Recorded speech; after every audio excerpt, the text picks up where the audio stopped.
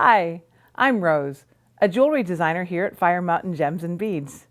Today I want to show you about Fringe. Ooh, a great way to add a finishing touch of movement to your jewelry designs. Super simple. I've created this little triangle here to just use as a demonstration, not a finished piece, but just to show you how this works. And I'm also using fairly large beads. These are size 8 delicas, just to get a good view of how a fringe is made. So here I have my piece. I've already got a tail coming out. This was just the remainder that I had after I finished stitching. So coming out of this very first bead, I'm going to pick up the pieces I want for my fringe. As many as you want. It could be a short fringe, it can be a long fringe. Let's see, I've got 6 beads there. Let's put on a couple more. 8 beads. There we go. So that's the beginning of my fringe, but now to keep it on the thread, I'm going to add a stopper bead.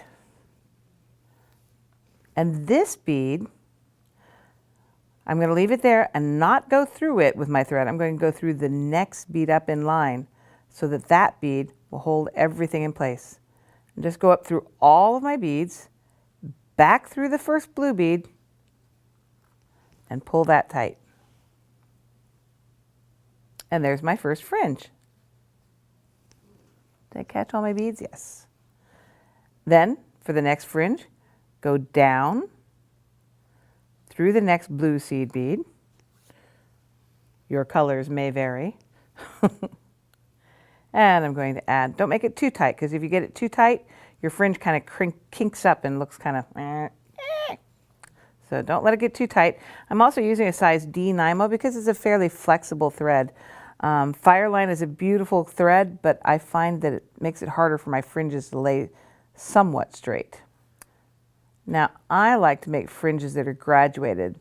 So since I used 8 beads on that one, I'll use 9 beads on this one. 7, 8, 9. There we go. This one's just a tiny bit longer. Add that stop bead. Don't go through the stop bead, but go through all of the other beads and up through the blue seed bead. Oh, I pulled it out.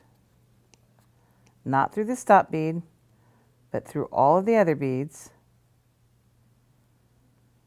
And you could do this in several steps. I'm being smooth. And up through the top blue bead, pull that through. Fringe number 2. Go down through the next blue bead.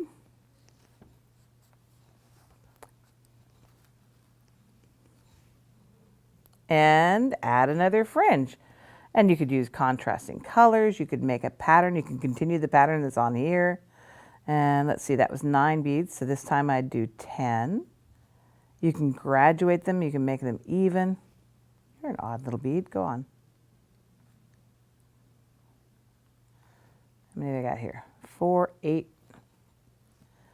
9, 10.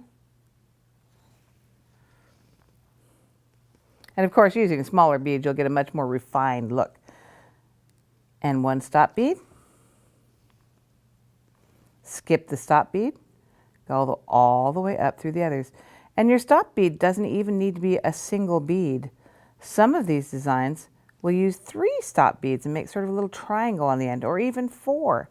It's all up to your creativity, how you want to create your fringe. To finish this project, you would complete those fringes all the way across. Halfway through, you might start reducing again. When you get down to the end, you'll finish it as you do with all seed beading projects, not a knot, but weave that tail back up into your work until it's secure. Thank you for joining me here at FireMountainGemsandBeads.com. This Nymo, Fireline, all these beads are available at FireMountainGems.com. Thanks for joining me. Happy beading.